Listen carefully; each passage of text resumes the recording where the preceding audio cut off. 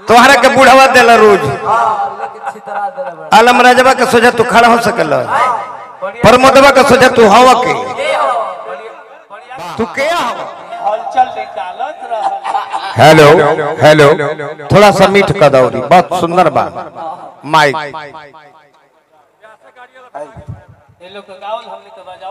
नहीं ऐसा बात अब तो तू हमारा के गाड़ी देवे लगल बेटी के कहला है जे बेटी भाग गई रहे तब तार माई के कहब तब न सोलो बाकी ऐसा मत करो शर्म लागी लाज लगे के चाहे तोहरा तोरा संग हम गावत नहीं तोहरा खातिर बड़कपन बा अब तू बेटी बहन के गरियावत रह तू कितना छोट काम करता तोहर चेलिन हम ई शिक्षा देवी कि तार शिष्य ना कहे उस शिष्या का है चेला ना कहे चेलिन का है आ तो हम हाँ ब्लड कहूँ तो सही बात है यूट्यूब चैनल पे देख लो और हम देखले बनी पूरा विश्व देखता पूरा विश्व देखले बा तब हम देखले बनी हमने के देखले विश्व देखले बा उच्च जुया वायरल बा वीडियो पर देख लो ए महाराज ये सब मत कहो कहला है ये बात पर जे हमर चेलिन को बरल भी जे केहू के वैसन गायक नहीं खन हमार चेलन बाड़े से जे वैसन कोनो साढ़े नहीं खन कौन ऐसन गाय हुए से जिनका कन्ना देले हैं से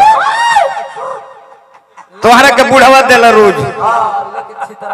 आलम राजवा के सोचा तू खड़ा हो सकल प्रमोदवा के सोचा तू हवा के तू क्या हवा ए मदद नहीं लागो तारा 3 दिन के जोगी तारे थिए में जाटा भइल बा हमार चेलिन भइल बिया अरे चेलिन भइल बिया एको तो हम ना कहनी इनका चेलिन कितना बरसा तिवारी मरसा तिवारी गा गा के हीरोइन बन गइल बा हमार तहार गाँव नहीं बा इमे चेला चेलिन के बरन कहां से आ गए तू अपन देखावो कि हम हई तू तो जानबूझ के गाड़ी गैंग कल चाहता रहा ये यूट्यूब चैनल पर खोजे काल से कमलबास के लोग गरिया जे कारी कुंवरवा तोरा का काम मोहनी से गावला के कहले से जब तोरा के गाड़िए देते रहे तो का काम बकरी गान में गावला के बाकी फल फूल के हाल का जानी जे खइले बा मड़ुआ बांस के जरी बांस जमेला ज्यादा से ना कहो कहां जे फुहर शिकायत हुई हमारे में हमार 1500 फुहर बाबा की कहब ना ऐसे ये हमारे शिकायत बा तारा के फुहर बोला तो मैं हमार शिकायत बा बेटी बहन के गाड़ी कोनो स्कूल में ना सिखल जाला ई राहे चलते दिया जाला लगो लर्नी है वो विदेशी ठाट हुए तने ओकर जवाब देले रही त कि कुंवर जी हई गौला हनु त तने हेलो हमरो से हई बात बा एक ही गीत जब से स्टेज पर आइल बड़े जे ना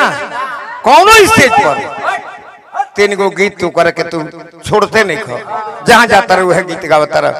तू ऐसा नया कलाकार बड़ा हम गईती तरह से कुछ मिलित हमरा तू ये कही गीत ये कहीं गावता रह तो हमरा भेटाई का नया जवान कलाकार से गावला में कुछ भेटाए के चाहिए और तू ये कही गीत हर मंच पर गावता रह जहां जाता रह तो हमें ई का मिलता हमनी के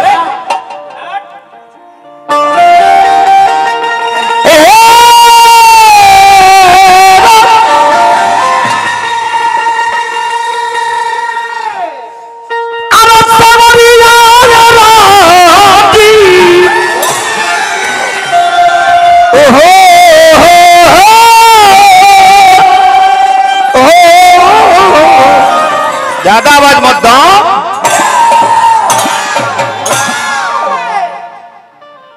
अब कहिया चेतब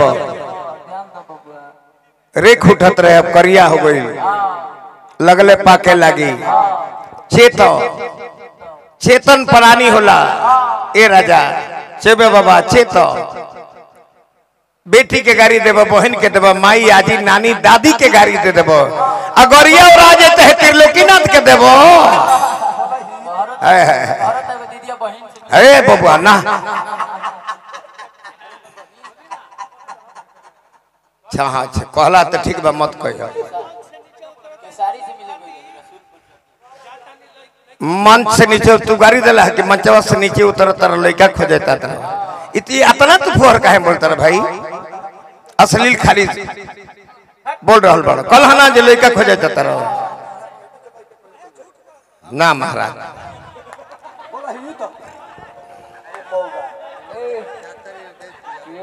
डॉक्टर हेलो तने क्रम में ज्यादा वॉइस होता मोट सिक वाला व्यवस्था करो।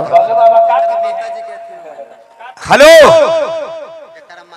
जेकरा माता सरफी देवी जी स्वर्गीय बानी डॉक्टर साहब हमरा के 500 रुपया पुरस्कार देनी हार्दिक अभिनंदन बार बार नमस्कार बार। हाँ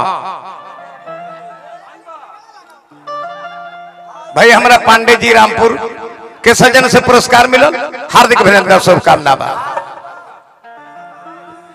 आइल बात से सभे जाई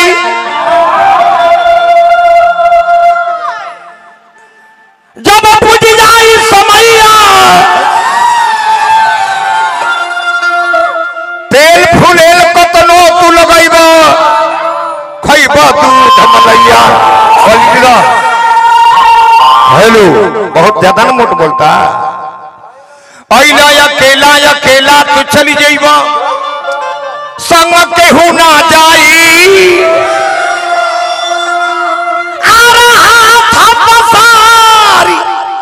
के देखत रही है मात पिता सुत भाई कहे कुंवर कर जोर की भजलो न राम के नैया। अरे भैया तुहर बीच भंवर में डूब जाई बोझल